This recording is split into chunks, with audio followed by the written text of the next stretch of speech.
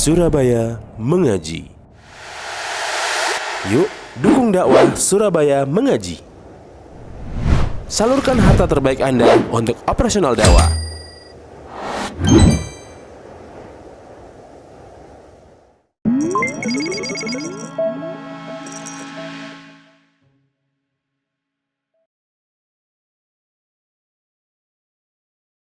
Assalamualaikum warahmatullahi wabarakatuh.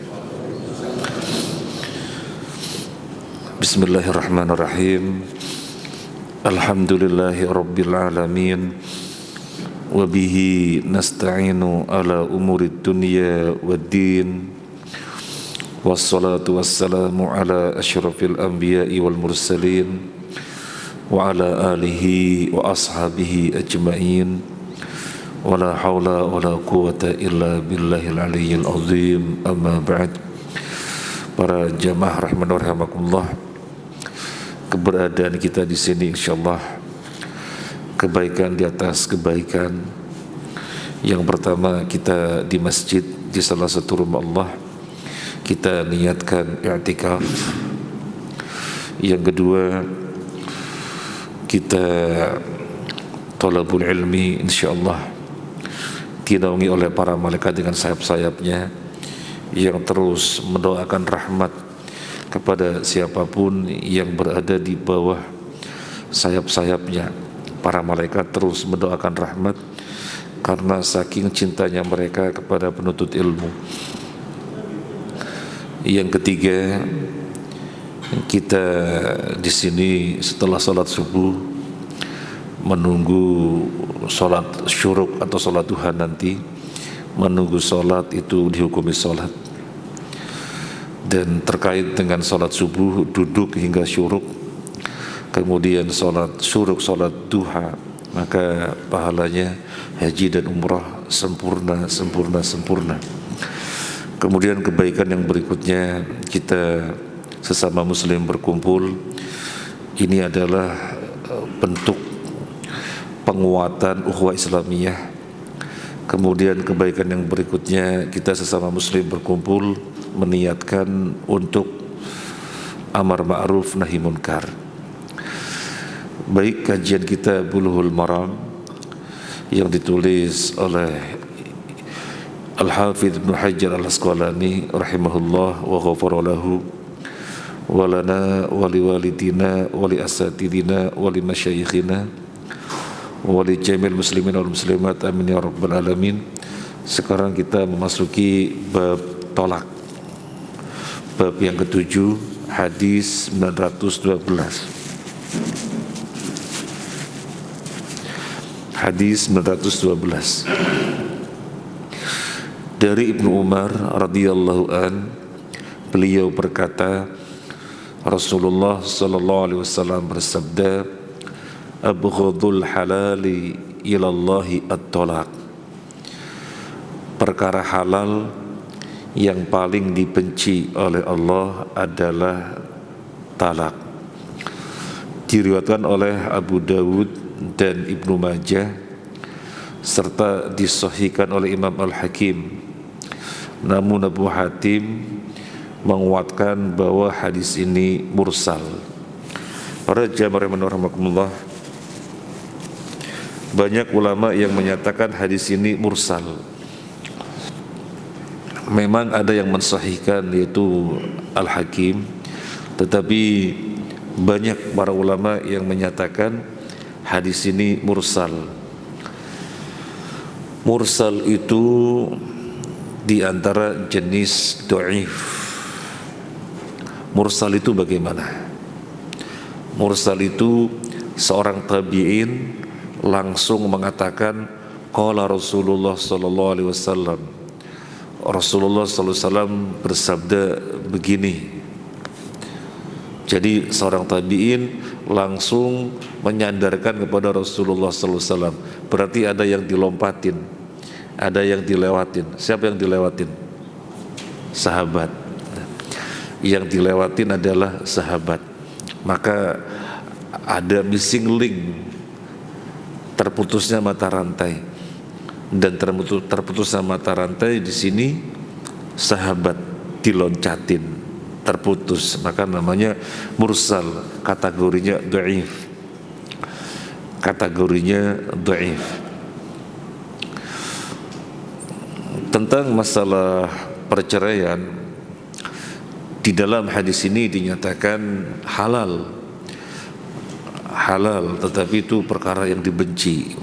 Maknanya demikian, halal tapi perkara yang dibenci. Artinya apa? Para jamaah rahimakumullah, menikah itu dari awal diharapkan sampai kakek nenek, sampai punya keturunan yang soleh-solehah, sampai dikumpulkan bersama di surga. Maka diupayakan jangan ada talak, jangan ada perceraian. Dan perceraian ini perkara yang menjadi target iblis. Jadi iblis itu targetnya agar suami istri pada bercerai. Inna iblis yad'u arsyahu 'alal ma. Iblis meletakkan singgasananya di atas air. Tsumma yab'atsu sarayahu. Kemudian iblis mengirim pasukannya, yaitu setan-setan ke berbagai penjuru. Fa'adnahum manzilatan a'dhamuhum fitnatan. Lebih lanjut Nabi bersabda, di antara setan-setan yang paling dekat kedudukannya dengan iblis adalah yang paling besar membuat kerusakan. Tsumma yaji'u ahaduhum. Datanglah seorang setan menghadap iblis, menghadap bosnya. Fayaqulu, dia mengatakan, fa'altu kada wa kada. Bos, maksudnya iblis, bos, lapor, saya telah berbuat kerusakan ini dan ini. Apa jawaban iblis? Qala lam tasna' syai'an. Kamu belum berbuat sesuatu, itu kecil, kamu belum berbuat sesuatu. Tsumma yaji'u ahar. Kemudian datang setan yang lainnya. Dia mengatakan, fayaqulu, dia mengatakan, ma taraktuhu illa faraktu bainahu wa baina imra'atihi. Bos, aku tidak membiarkan seseorang kecuali telah aku pisahkan dari istrinya, telah aku jadikan berantakan dari istrinya, telah aku jadikan mereka berdua cerai. Qala fayudnihi. Kemudian setan itu didekatkan kepada iblis. Na'am anta. Dalam bahasa kita, ente memang jos, ente memang hebat. Hadis ini diriwayatkan oleh Imam Muslim dari Jabir bin Abdullah. Jadi musuhnya pernikahan adalah iblis. Jadi ketika ada orang menikah, maka iblis langsung bergerak mengirim pasukannya agar terjadi perceraian. Dan untuk Surabaya sendiri, terakhir penghulu yang saya tanya beberapa waktu yang lalu, berapa pernikahan di Surabaya ini? Loh, kalau di Surabaya keseluruhan saya nggak tahu, kata beliau. Tetapi zona saya saja, zona saya meliputi ini belum menyebutkan. Tahun ini pernikahan ada 1.500 pasang, tetapi yang bercerai 2.000 pasang. Jadi banyak sekali. Nah, para jamaah rahimakumullah, hukum bercerai kita bacakan qala Ibnu Qudamah fil Mughni wa talaqu ala khamsati adrubin. Ibnu Qudamah di dalam kitabnya Al-Mughni menjelaskan perceraian itu ada 5 hukum. Yang pertama wajib. Kan hukum ada yang wajib, maka ada perceraian yang hukumnya wajib bercerai memang. Wa talaqul maula ba'da tarabbus. Yang pertama adalah seseorang setelah usai melakukan ila, seseorang setelah selesai melakukan ila itu bersumpah untuk tidak menggauli istrinya. Saya bersumpah enggak akan pernah menyentuh kamu. Artinya tidak akan menggaulinya. Dia bersumpah demikian. Maka ditunggu selama 4 bulan. Ditunggu selama 4 bulan. Allah Azza wa Jalla berfirman, "Walladzina yu'luna min nisa'im tarabbusu arba'ati asyhur." Orang-orang yang melakukan ila terhadap istrinya, maka masa tunggunya adalah 4 bulan. Artinya bagaimana? Dia telah bersumpah demikian. Kemudian dalam perjalanannya dia menyentuh istrinya. Loh, tadi kan bersumpah untuk tidak menyentuh istrinya, tapi dalam perjalanannya dia menyentuh istrinya. Ya, berarti dia harus membatalkan sumpahnya, bayar kafarat. Tapi kemudian jika berjalan sampai 4 bulan dan dia tidak benar-benar tidak menyentuh,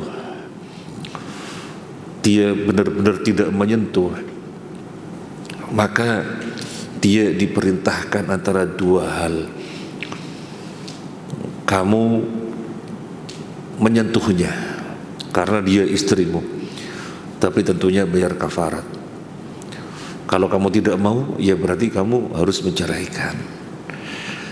Ini namanya cerai wajib, karena dia telah melakukan ila, bersumpah untuk tidak menyentuh istrinya, dan sudah berjalan 4 bulan. Walladzina yu'luna min nisa'ihim tarabbusu arba'ati asyhur. Lelaki yang ila bersumpah untuk tidak menggauli istrinya, maka tarabbusu arba'ati asyhur, masa tunggunya 4 bulan. Diharapkan sih sebelum 4 bulan menyentuh, tinggal bayar kafarat, yang berarti dia telah membatalkan sumpahnya. Tapi kalau sampai 4 bulan, yaitu diberi pilihan antara 2 tadi. Ini yang pertama.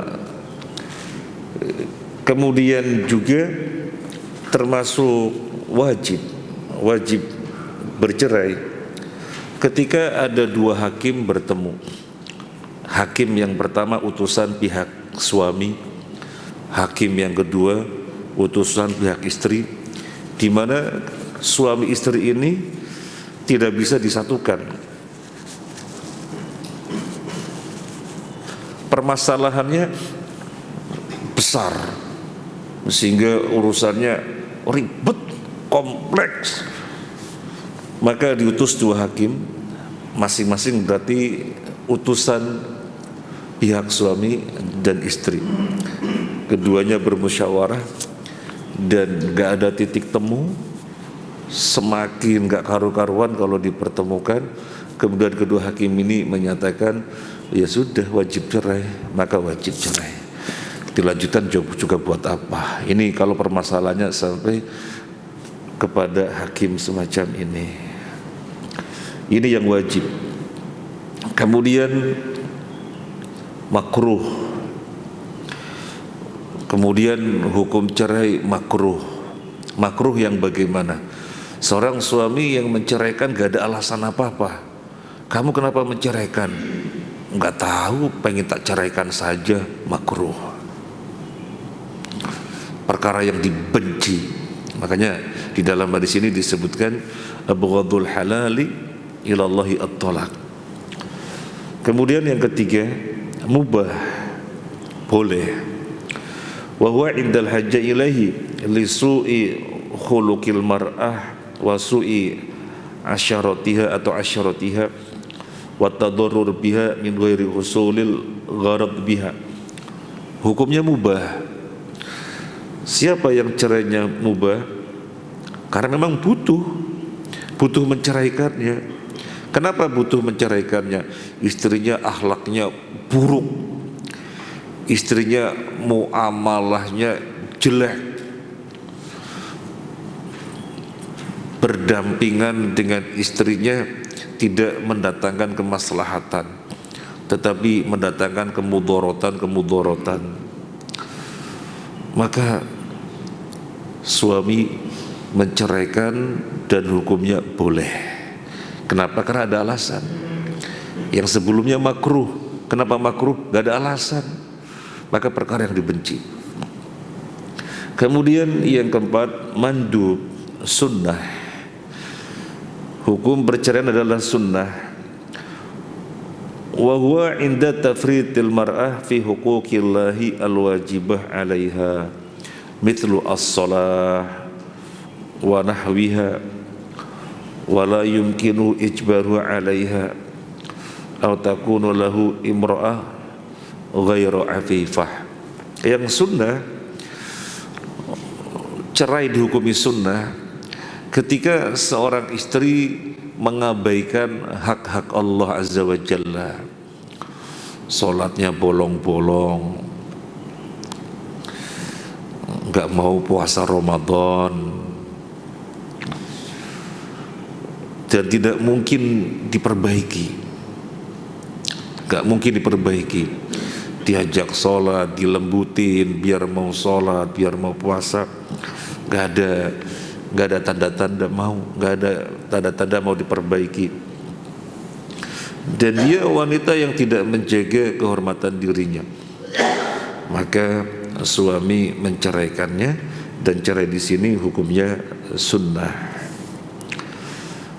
Kemudian yang kelima, cerai hukumnya haram. Yang kelima, cerai hukumnya haram. Fatolaku fil haid, contohnya adalah menceraikan istri dalam keadaan lagi haid, haram, nggak boleh. Kalau seorang melakukannya berarti berbuat dosa. Jadi istri lagi haid diceraikan, nggak boleh. Kemudian aufi turin jama'aha fihi, seorang wanita dalam keadaan suci yang seorang suami mau menceraikannya tetapi digaulin dulu. Besok ini istri, ini contohnya, besok ini istri mau saya ceraikan. Ada kesempatan malam ini malam terakhir. Ada kesempatan malam ini malam terakhir, tak gauli dulu, besok saya akan ceraikan. Jadi mau menceraikan tetapi digauli terlebih dahulu. Ini cerai haram. Ini cerai yang haram. Baik, sekarang hadis 913. Dari Ibnu Umar, annahu talaqa imra'atahu wa hiya haid fi ahdi Rasulillah sallallahu alaihi wasallam. Fa sa'ala Umaru radhiyallahu an Rasulullah sallallahu alaihi wasallam an dzalika.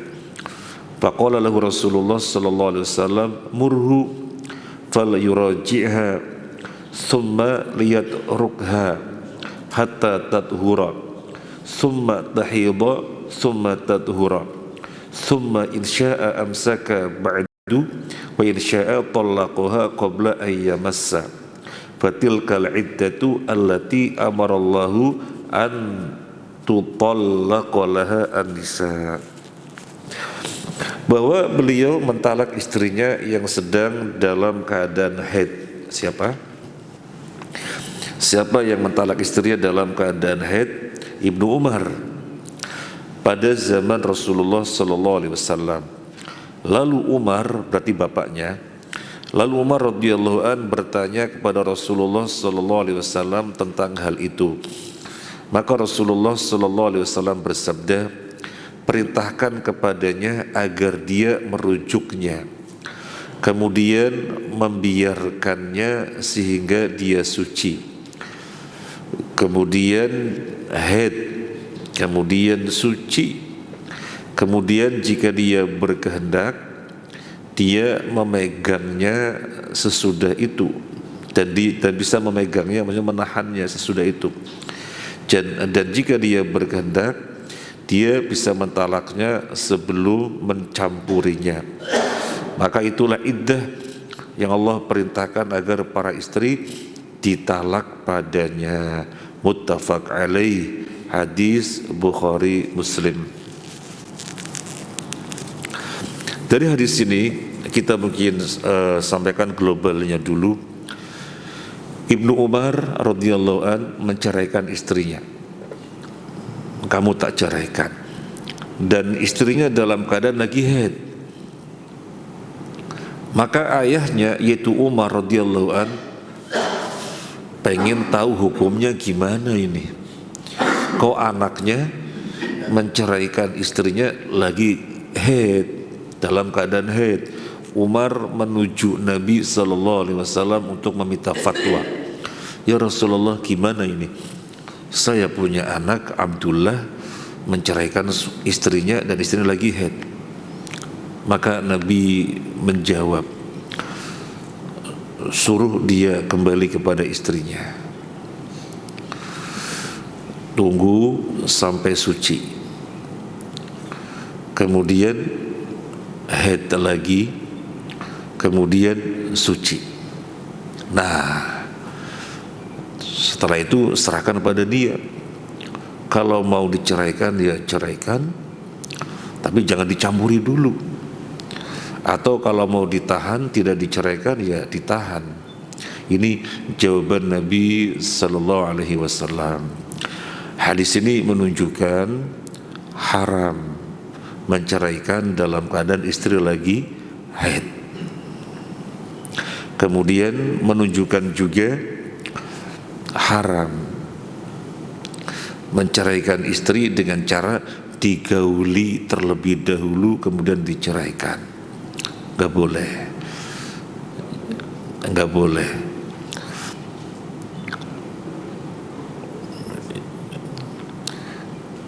Dalam riwayat Imam Muslim yang berikutnya, muruhu fal yuraji'ha thumma liyutallikha tahiran aw hamilan.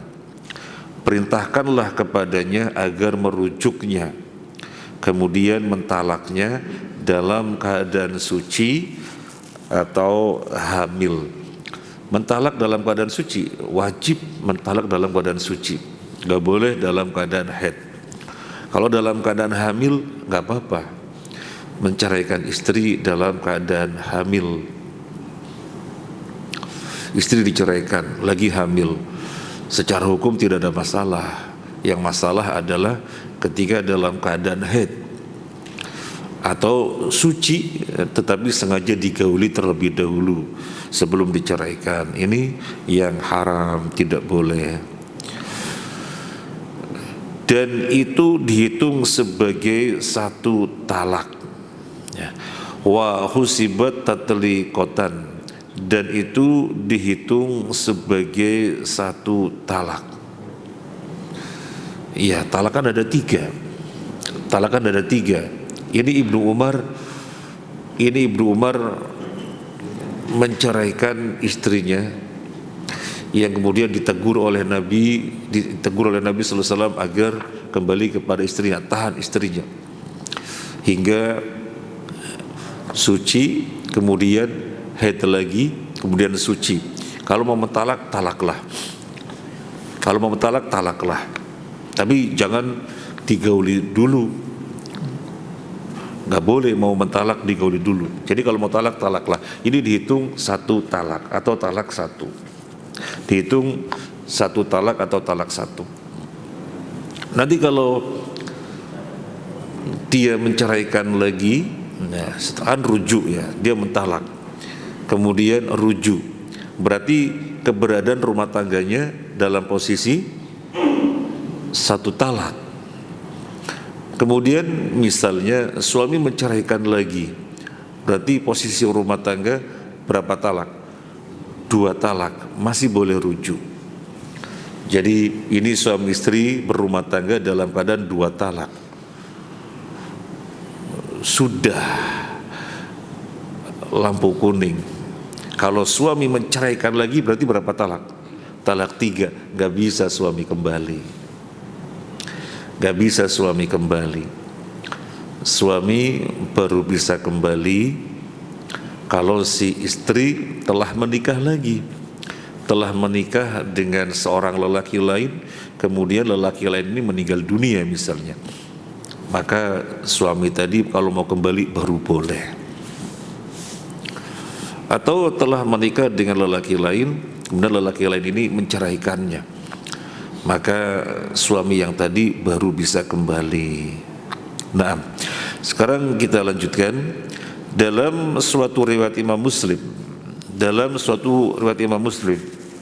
Ibnu Umar berkata, amma anta talaqtaha wahidatan au ithnataini fa inna Rasulullah sallallahu alaihi wasallam amaroni an uraji'aha thumma umsikaha hatta tahidha haidatan ukhra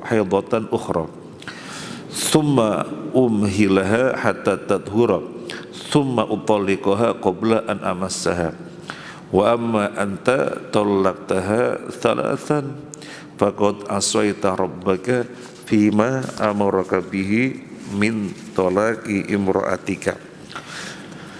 Dalam riwayat Muslim yang lainnya, Ibnu Umar pernah ditanya, adapun kamu, Ibnu Umar berkata, adapun kamu sudah mentalak 1 atau 2, maka Rasulullah sallallahu alaihi wasallam telah memerintahkan aku untuk merujuknya, kemudian mempertahankannya sehingga dia haid dengan haid yang lain, kemudian aku menangguhkannya sehingga dia suci, kemudian aku mentalaknya sebelum aku menyentuhnya. Adapun kamu sudah mentalaknya 3, maka kamu telah durhaka kepada Tuhanmu dalam urusan talak yang dia perintahkan kepadamu. Kita baca yang di bawahnya dulu. Dalam riwayat yang lain, Abdullah bin Umar berkata, faraddaha alayya walam yaroha syai'an wa qala idza tahurat falyutallik aw liyumsik.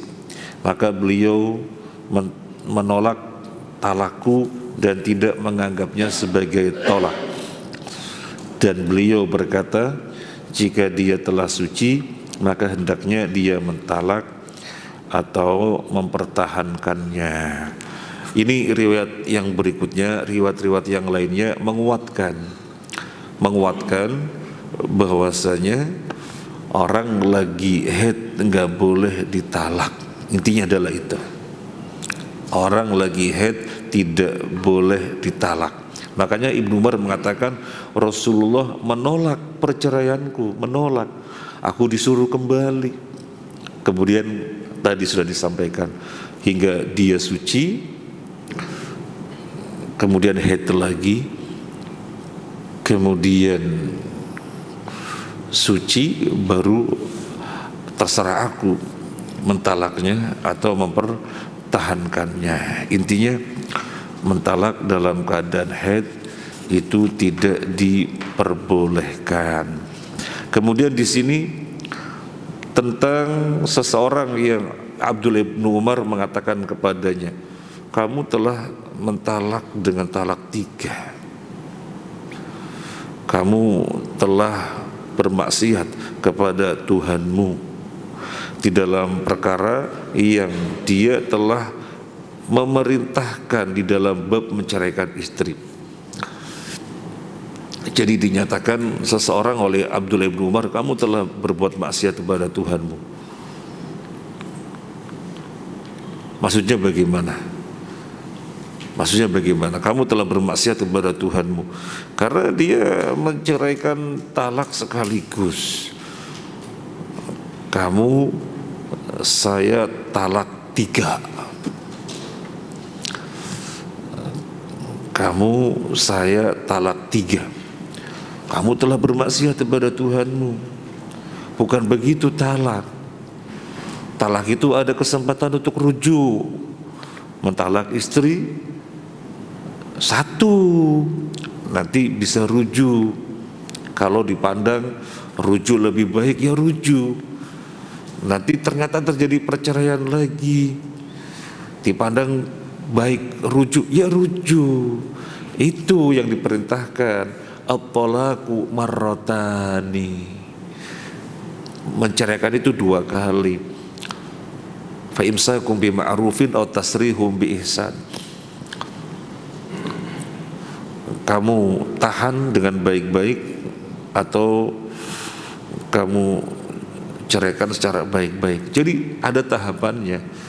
Tolak 1, talak 2. Loh, kamu langsung menceraikan saya, talak kamu, talak 3. Berarti kamu telah bermaksiat kepada Tuhanmu. Jangan begitu. Adapun aku, ini karena benar-benar begitu, aku disuruh kembali dan itu talak 1. Jangan kayak kamu langsung menceraikan dengan talak 3. Ini nanti ada pembahasan pada hadis-hadis yang berikutnya. Tapi saya sampaikan dulu. Memang ada perbedaan pendapat di antara para ulama. Boleh enggak seorang suami langsung mentalak istrinya dengan talak 3? Saya cerai kamu dengan cerai 3. Saya talak kamu dengan talak 3. Boleh apa enggak? Ini terjadi perbedaan pendapat. Sebagian ulama mengatakan jatuhnya tetap 1 talak. Jadi ungkapan saya talak kamu dengan talak 3 itu penegasan saja, tetap jatuhnya 1 talak atau talak 1. Ulama yang lainnya mengatakan ya jatuhnya talak 3. Memang ini terjadi perbedaan pendapat yang panjang, dan kalau saya bacakan juga pembahasannya nanti waktunya berkepanjangan. Mungkin saya ambil intisarinya, atau paling enggak yang mudah dipahami adalah penjelasannya Syekh bin Baz rahimahullah ta'ala. Syekh bin Baz mengatakan begini, kalau seorang suami mengatakan kepada istrinya, kamu saya cerai, kamu saya cerai, kamu saya cerai, berapa kali? 3 kali, maka jatuhnya 1 talak. Karena dia mengatakan kamu saya talak, kamu saya talak, kamu saya talak, kamu saya cerai, kamu saya cerai, kamu saya cerai, atau yang semakna kamu saya pegat, kamu saya pegat, kamu saya pegat. Ini sesungguhnya taukid saja. Sesungguhnya taukid saja. Apa taukid? Penguatan. Tidak bermakna talak 3. Tapi kalau seorang suami mengatakan kamu saya talak 3, maka jatuh talak 3. Bisa dibedakan? Yang pertama, ungkapannya 3 kali diulang. Kamu saya talak, kamu saya talak, kamu saya talak. Berarti jatuhnya 1, karena sesungguhnya ini taukid penguatan. Tapi kalau seorang mengatakan kamu saya talak 3, maka jatuh talak 3. Ini diantara perbedaan pendapat yang ada. Syekh bin Baz mengatakannya demikian. Nah, sekarang kita lanjutkan hadis 914. Dan yang saya sampaikan tadi merupakan muqaddimah tentang masalah talak 3 yang para ulama berbeda pendapat demikian. Yang pertama tadi apa? Jatuhnya 1 talak. Yang kedua, jatuhnya tetap 3. Tapi Syekh bin Baz merinci tadi. Kita sekarang melanjutkan hadis 914.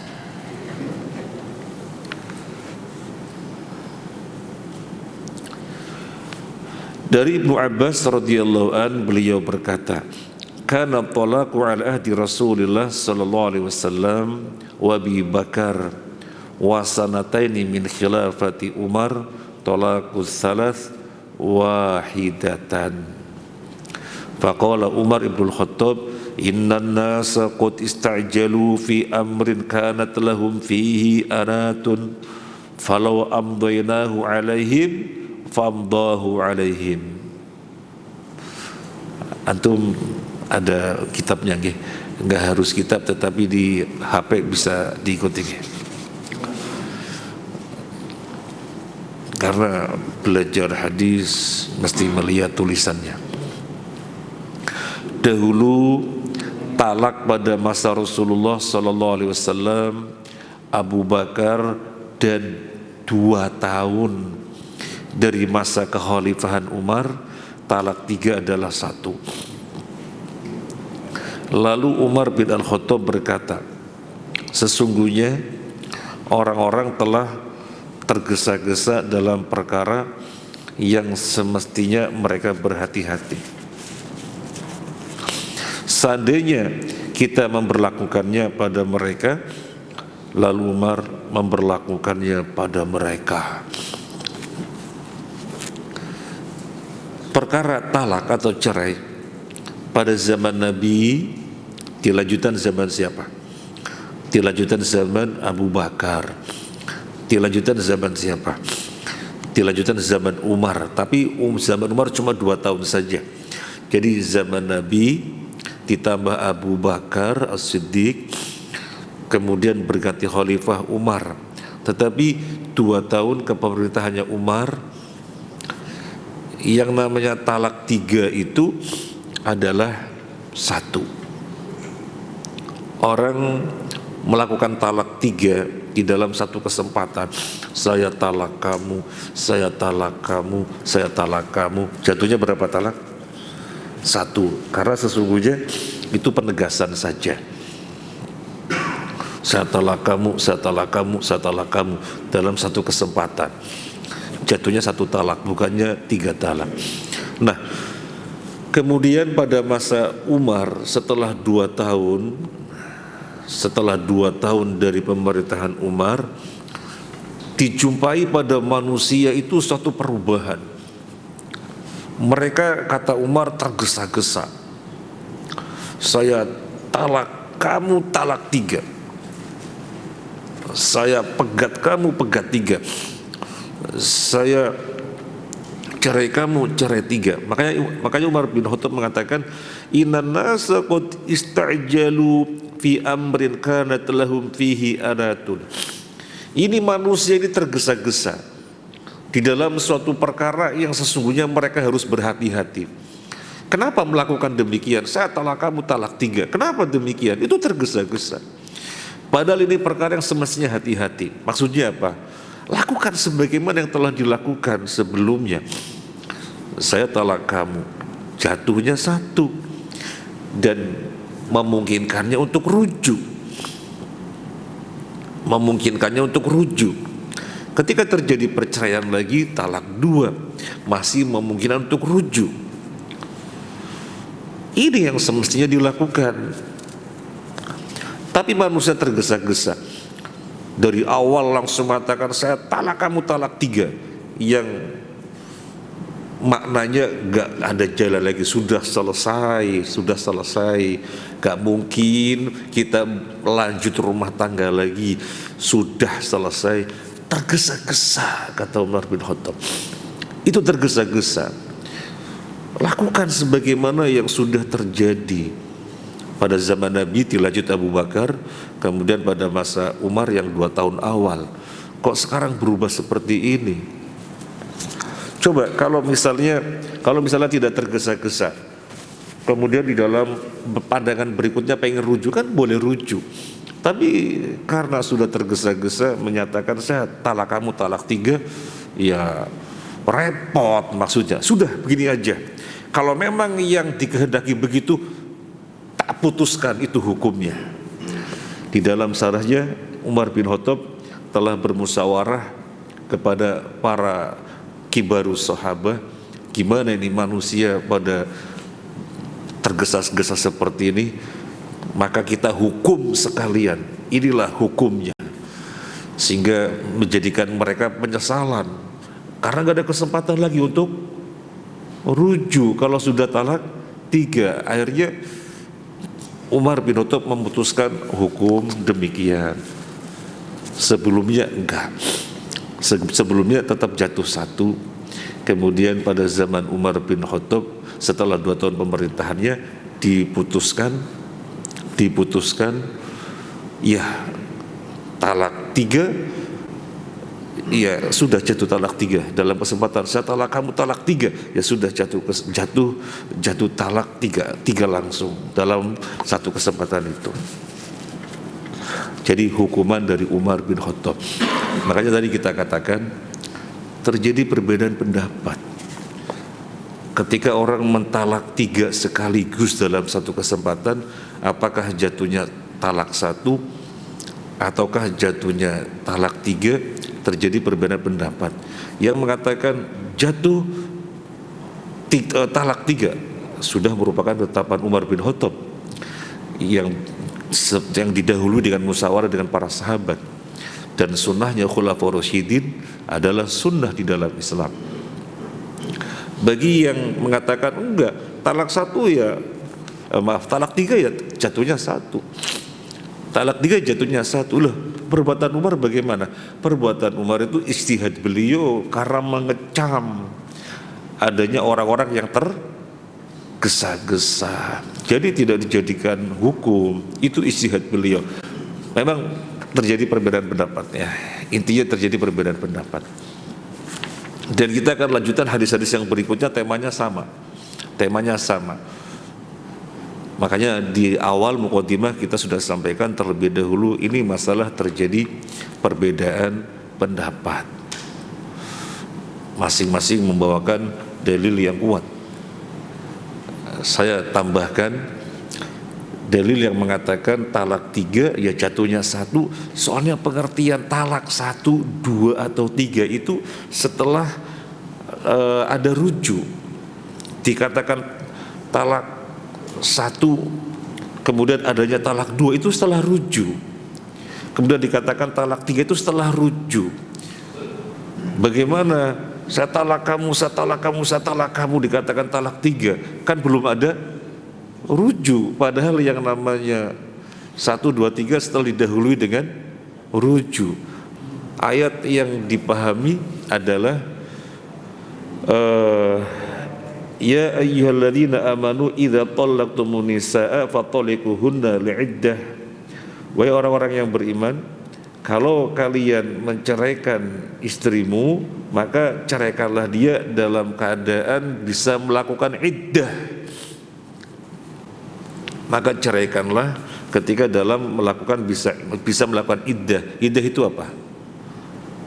Masa tunggu. Jadi ceraikan, kemudian ada masa tunggunya. Nah, ini terjadi perbedaan seperti itu, sehingga melihat keputusannya Umar bin Khattab dipahami itu keputusan yang menunjukkan bahwasanya sudah talak 3 dalam satu kesempatan ya sudah jatuh 3 talak. Yang mengatakan enggak, yang namanya dikatakan 1, 2, 3 setelah ada rujuk. Allahu a'lam. Memang pembahasan yang panjang. Tapi sekali lagi tadi sudah kita sampaikan, Syekh bin Baz merinci yang lebih bisa kita pahami. Kalau ucapannya saya talak kamu, jatuhnya 1, karena itu sekedar penegasan. Tapi kalau saya talak 3, ya sudah talak 3. Nah, sekarang 915 dari Mahmud bin Labid, beliau berkata, ahbara Rasulullah sallallahu alaihi wasallam an rajulin talaqa imra'atahu thalatha tatliqatin jami'an faqama ghadbana thumma qala ayyul abu bi kitabillah wa ana baina adhurikum hatta qama rajul faqala ya Rasulullah ala aqtuluhu. Rasulullah sallallahu alaihi wasallam diberitahu tentang seorang laki-laki yang mentalak istrinya dengan talak 3 sekaligus. Maka beliau berdiri dalam keadaan marah kemudian bersabda, apakah kitab Allah dipermainkan? Padahal aku ada di tengah kalian. Sampai-sampai ada seorang laki-laki yang berdiri dan berkata, wahai Rasulullah, tidakkah Anda mengizinkan agar aku membunuhnya? Diriwayatkan oleh Imam An-Nasa'i dan rawi-rawinya dinyatakan terpercaya. Jadi derajat hadis ini hadis nomor 915.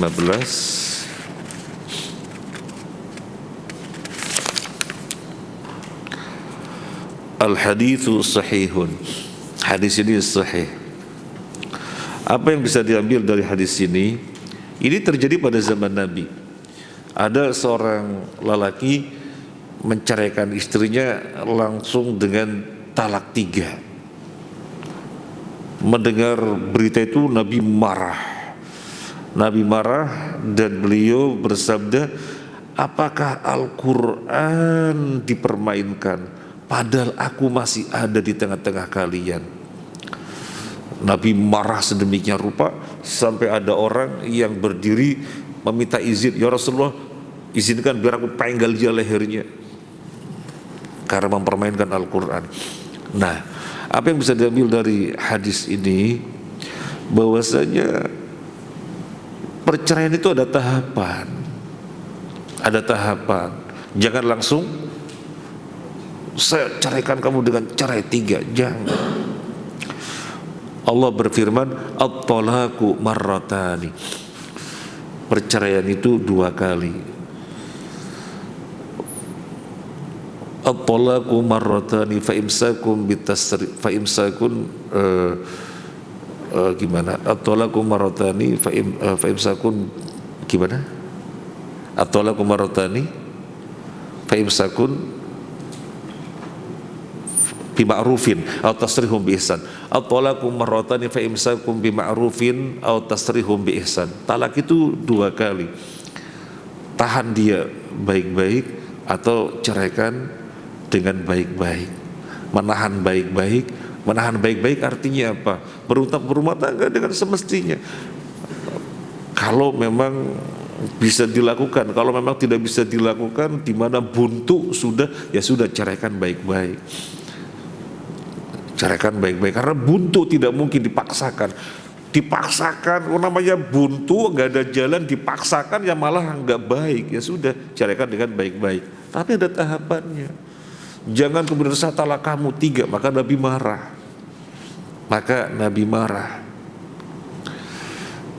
Sehingga para ulama mengatakan ini kan menunjukkan talak 3 dalam satu kesempatan jatuhnya 1, begitu. Jatuhnya 1. Nah, terjadinya perbedaan pendapat diantaranya adalah pada keputusan Umar tadi yang melihat orang pada tergesa-gesa, tak tetapkan saja sebagai hukum. Nah, kemudian para ulama terjadi perbedaan pendapat tentang statementnya Utsman ini. Nah, Umar bin Khattab ini. Nah, dari hadis 915 ada faedah yang lainnya. Terlepas dari pembahasan tema ini, ada faedah lainnya. Apa faedah lainnya? Betapa perubahan di tengah-tengah umat itu sangat cepat. Dan kita sudah mengetahui umatmu terpecah menjadi 73 golongan. 1 di sorga, 72 di neraka. Karena hadis ini menunjukkan perubahan di tengah-tengah umat sangat cepat. Nabi mengatakan, Nabi sangat marah dan Nabi bersabda, apakah Al-Quran dipermainkan padahal aku masih ada di tengah-tengah kalian? Maka ada poin perubahan itu sangat cepat. Perubahan itu sangat cepat padahal masih ada Nabi. Padahal masih ada Nabi sallallahu alaihi wasallam. Maka semoga kita termasuk yang satu yang di dalam beragama tidak gegabah. Karena perubahan sangat cepat. Sehingga yang asli beragama sebagaimana jalannya Nabi dan para sahabat benar-benar terasing, ghuraba. Yang selebihnya perubahan sangat cepat sekali. Sekarang hadis 916 dari Ibnu Abbas radhiyallahu an, beliau berkata, Tallaqo Abu Rukanah Umma Rukanah faqala lahu Rasulullah sallallahu alaihi wasallam raji' imra'ataka faqala inni tallaqtuha thalathan qala qad alimtu raji'ha. Abu Rukanah mentalak Umma Rukanah. Lalu Rasulullah SAW bersabda kepadanya, rujuklah istrimu. Dia berkata, aku telah mentalaknya 3. Beliau SAW bersabda, aku tahu, rujuklah istrimu. Ya, jadi ada seorang namanya Abu Rukanah, berarti istrinya Ummu Rukanah. Nah, Abu Rukanah menceraikan istrinya. Nabi bersabda kepada dia, rujuk istrimu. Ya Rasulullah, aku telah menceraikannya dengan 3 cerai. Saya tahu, rujuk istrimu. Ini menunjukkan talak 3 di dalam satu kesempatan, hukumnya adalah 1 talak. 1 talak. Berdasarkan penjelasannya Syekh bin Baz, berarti ini orang mengatakan saya talak kamu, saya talak kamu, saya talak kamu, dihukumi 1 karena itu penegasan saja.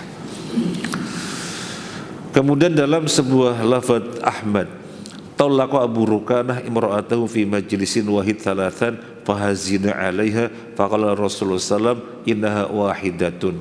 Kalau tadi dalam riwayat Imam Abu Dawud, sekarang dalam lafaznya Imam Ahmad, Abu Rukanah menceraikan istrinya di dalam satu kesempatan 3 talak.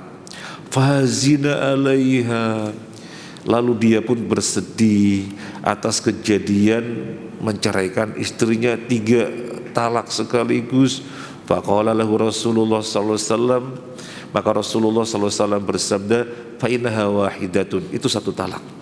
Artinya boleh rujuk, itu 1 talak. Nah, dalam lafaz Imam Ahmad, saya ulangi lagi, Abu Rukanah menceraikan istrinya di dalam satu kesempatan dengan talak 3. Sedih dia. Kira-kira kenapa sedih? Kira-kira kenapa sedih? Ya menyesal. Dia memahami, sudah 3 talak, pengen kembali enggak bisa. Ya salahnya sendiri. Ini yang dikatakan oleh Umar bin Khattab tadi. Manusia zaman sekarang tergesa-gesa, mestinya harus berhati-hati di dalam perkara yang sebenarnya dia bisa mempertimbangkan. Kok tergesa-gesa langsung talak 3? Padahal dari zaman Nabi talak 3 itu penegasan. Kemudian sekarang dinyatakan sudah talak 3, wis tak tetapkan saja sekalian, gitu Umar bin Khattab, untuk membuat jerak. Nah, terjadi pada zaman Nabi, Abu Rukanah menceraikan istrinya 3 talak dan dia sedih. Kemudian Nabi mengatakan itu 1 talak, artinya masih bisa kembali. Nah, makanya perhatikan ucapannya Umar bin Khattab, manusia pada tergesa-gesa. Karena perkara ini sesungguhnya jangan tergesa-gesa, ini kan perkara yang sensitif gitu ya. Kemudian yang berikutnya, Abu Dawud meriwayatkan dari jalan lain yang lebih baik darinya. Ini masalah ilmu hadis ya, kita nggak bisa membahasnya karena kita bukan ahlinya. Yang jelas di sini disebutkan Imam Abu Dawud meriwayatkan dari jalan yang lebih baik, jadi jalur periwayatannya lebih baik. Anna Rukanah talaqa imra'atahu Suhaimah al-Battah faqala wallahi ma aratu ba ila wahidah faradda ilaihi an-nabiy sallallahu alaihi wasallam. Rukanah mentalak 3 istrinya, bukan mentalak 3 istrinya ya, bukan mentalak 3 istrinya, tapi talak 3. Dia menceraikan istrinya dengan talak 3, yaitu Suhaimah. Lalu dia berkata, demi Allah, aku tidak menginginkannya kecuali talak 1. Maka Nabi mengembalikan istrinya kepadanya. Jadi dia sedih setelah menceraikan talak dengan talak 3 kepada istrinya. Dia mengatakan kepada Nabi, ya Rasulullah, demi Allah, aku ini hanya menginginkan talak satu. Ya Rasulullah, sesungguhnya aku menginginkannya hanya talak satu. Maka Nabi mengembalikan dia kepada istrinya. Nah, ini sebagaimana yang dikatakan oleh para ulama, talak 3 dihukumi 1. Kemudian hadis yang 917 dari Abu Hurairah radhiyallahu an, beliau berkata, Rasulullah sallallahu alaihi wasallam bersabda. Tapi sebelum dilanjut pembahasan hadis-hadis tadi, kita simpulkan biar tidak bingung ya, karena ini kan ranahnya fuqaha, ranahnya ahli fikih gitu ya. Mereka berbeda pendapat, ya memang mereka menguasai dalil-dalil.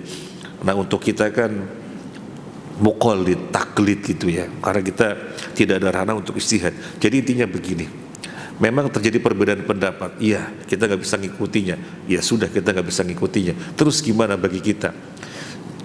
Jawabannya Syekh bin Baz yang tadi saya sampaikan. Kalau orang mengatakan saya talak kamu, saya talak kamu, saya talak kamu, jatuhnya 1. Karena sesungguhnya itu adalah penekanan. Tapi kalau mengatakan saya talak kamu, talak 3, berarti jatuh 3, itu saja. Biar tidak bingung. Karena kalau kita ngikuti pembahasannya panjang sekali. Kemudian yang berikutnya hadis 917 dari Abu Hurairah radhiyallahu an, beliau berkata, Rasulullah sallallahu alaihi wasallam bersabda, "Thalathun jidduhunna jiddun wa hasluhunna jiddun, an-nikahu wa talaqu wa raj'ah." Ada 3 perkara yang seriusnya adalah serius dan candanya juga serius. Apa saja? Nikah, talak, dan rujuk. Ini 3 perkara, orang beneran ya jatuh hukum, enggak beneran juga jatuh hukum, canda maksudnya jatuh hukum. Yang pertama nikah.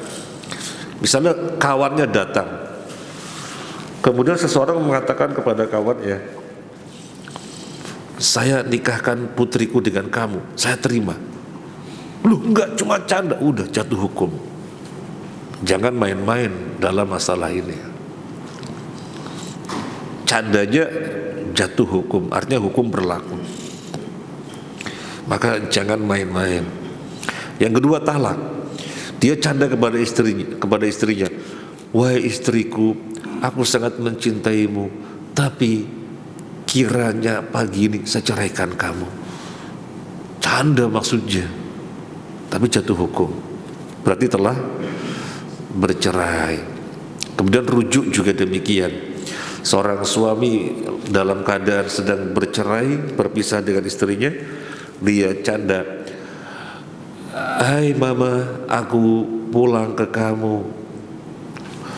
Kemudian istrinya nyentuh, lu, kita kan bukan suami istri lagi. Tadi bilang enggak, canda, enggak bisa. Canda enggak bisa di dalam 3 ini. Jadi seriusnya hukum, candanya juga hukum. Ini saja, jazakumullah khairan. Saya izin sampai sini dulu. Terima kasih banyak dan mohon maaf kecuali ada yang mau disampaikan. Tapi jangan yang susah-susah ya. Masalah hukum tanyakan kepada ulama itu ya. Ada yang mau disampaikan kalau ada?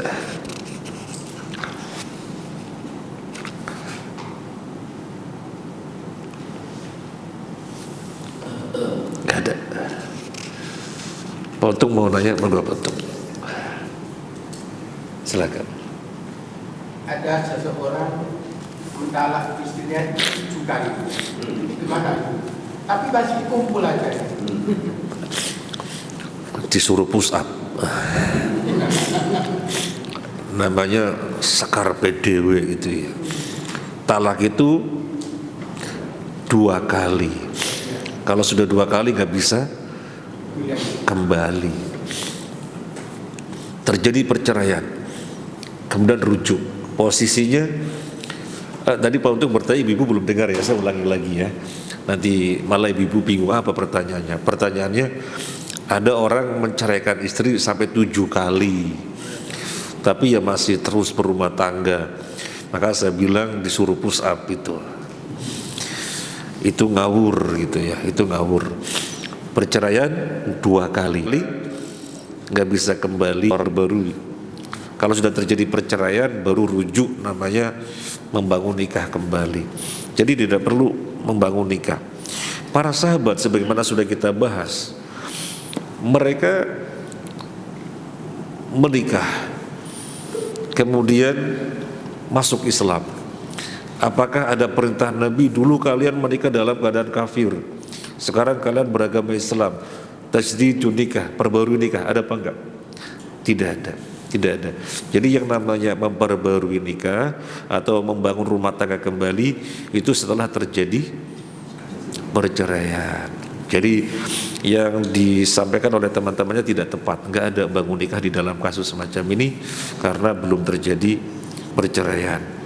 Kemudian tadi disampaikan rizkinya seret dan yang lain-lainnya, ya mesti direnungkan kenapa. Ya, padahal bukan orang yang malas gitu ya.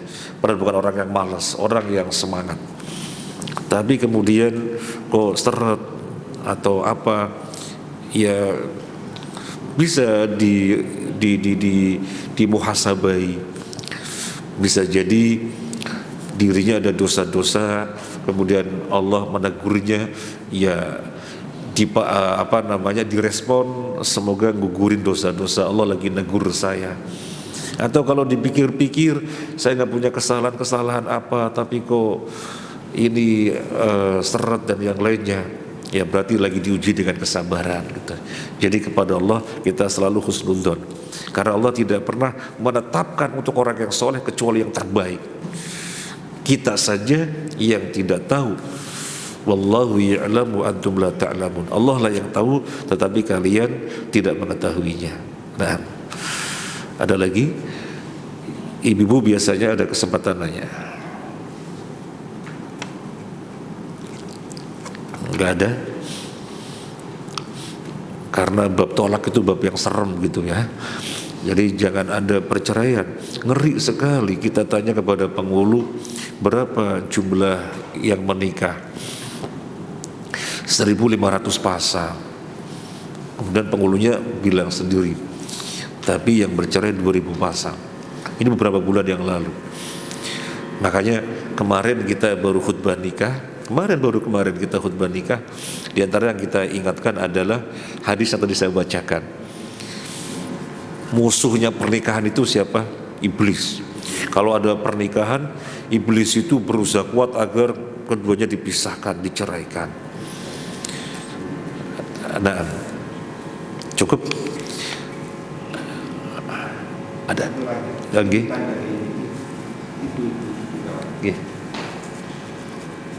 Apabila suami sudah menolak dengan bahasa takdirmu sudah selesai denganku,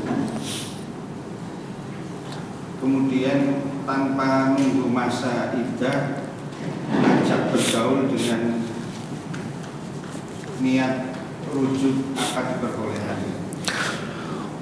Ungkapan dari suami, takdirmu sudah cukup di sini denganku. Apakah terjadi perceraian? Bisa iya, bisa tidak. Karena ini perceraian tidak sharih, tapi kinayah. Perceraian itu kan ada sharih, ada kinayah. Sharih itu lugas, saya pegat kamu, saya cerai kamu, saya talak kamu. Maka canda atau serius hukum berlaku di mana perceraian terjadi. Tetapi kalau kinayah tidak lugas, takdirmu denganku sudah cukup sampai di sini. Sana pulang ke rumah orang tuamu. Aku sudah bosan sama kamu, sana cari suami yang lain. Apakah terjadi perceraian? Bisa iya, bisa tidak. Kalau suami meniatkannya cerai, maka terjadi perceraian. Kalau suami tidak meniatkan cerai, terus apa yang dikehendaki suami? Ya mungkin geras saja. Geras itu bahasa ini apa geras? Nakut-nakutin itu ya, gertak sambel saja gitu. Nggak ada niat menceraikan, maka tidak jatuh perceraian. Nah sekarang berarti ditanya kepada suami yang ditanyakan ini, niatnya apa? Niatnya menceraikan, berarti jatuh cerai. Niatnya menceraikan berarti jatuh cerai. Kemudian masa iddahnya berapa? Masa iddahnya berarti 3 suci. 3 suci itu begini, sejak diceraikan dia haid dan suci, nah 1 suci. Kemudian haid lagi suci, 2 suci. Haid lagi suci. Nah 3 suci ini masa iddahnya. Kalau dia kembalinya sudah habis masa iddahnya, maka dengan akad baru dan mahar baru. Akad baru dan mahar baru sebagaimana awal menikah. Tapi kalau dia kembalinya belum habis masa iddahnya, sebagaimana ditanyakan tadi kan, dia kembali masa iddahnya belum habis, ya kembali saja, gak ada akad baru, gak ada mahar baru. Pakai saksi apa tidak? Ya dianjurkan pakai saksi. Tapi kalau gak pakai saksi gak apa-apa. Jadi yang tahu hanya berdua, suami dan istri. Terjadi perceraian. Kemudian baru 7 hari suaminya datang, "Mama, why?" Gak kuat misalnya gitu ya. Ya sudah jadi suami istri lagi. Sudah jadi suami istri lagi. Tapi harus dicatat, ini rumah tangga posisinya sudah jatuh talak 1, dicatat oleh mereka berdua gitu. Gak pakai saksi gak apa-apa ya. Justru itu yang diharapkan. Belum jatuh masa iddah kembali, karena gak ada akad, gak ada mahar baru, gak ada akad baru, gak ada mahar, langsung kembali saja. Nah, dan ketika dalam masa iddah, suami dan istri pasti satu rumah. Ini yang sebagian orang tidak tahu. Di dalam masa iddah, suami dan istri masih satu rumah. Satu rumah, cuma posisinya bukan suami istri, artinya tidak menyentuh. Loh, suami kelihatan aurat, istri kelihatan auratnya, suami kelihatan aurat, gak apa-apa. Cuma tidak menyentuh. Kalau menyentuh berarti rujuk. Kalau menyentuh berarti rujuk. Jadi masih satu rumah. Dan suami gak boleh mengusir istrinya, sana kamu pulang, gak boleh. Dalam masa iddah, istri itu tinggal di rumahnya suami, gak boleh disuruh pulang. Kecuali kalau istri jelek dan seterusnya, atau dia pulang dengan keinginannya sendiri, ya sudah, suami tidak salah. Dia jelek sehingga udah kamu pulang, sangat jelek sekali dan tidak mungkin kembali gitu kan, gak mungkin dirujuk. Atau dia kembali dengan keinginannya sendiri, gak ada masalah. Suami tidak bersama dengan istri. Tapi kalau tidak ada masalah apa-apa, masa iddah itu masih bareng. Kira-kira hikmahnya apa? Masa iddah itu masih bareng satu rumah, hikmahnya apa? Apa hikmahnya? Hikmahnya syariat mengharapkan agar keduanya rujuk. Maka wanita yang dicerai dalam masa iddah berhias biar lebih cantik. Minyak wanginya biasanya minyak wangi melati, ganti minyak wangi nyong-nyong biar lebih wangi gitu ya. Kemudian tunjukkan bahwasanya akan berubah sikapnya lebih baik dan seterusnya, biar suami segera rujuk dalam masa iddah. Insyaallah demikian. Kalau ada lagi yang terakhir, kalau ada lagi, nggak ada. Baik, ini saja, semoga bermanfaat. Terima kasih banyak atas kebersamaannya. Mohon maaf atas hal-hal yang kurang berkenan, termasuk saya kurang sehat. Mohon maaf. Subhanakallahumma wa bihamdika asyhadu an la ilaha illa anta astaghfiruka wa atubu ilaik. Assalamualaikum warahmatullahi wabarakatuh.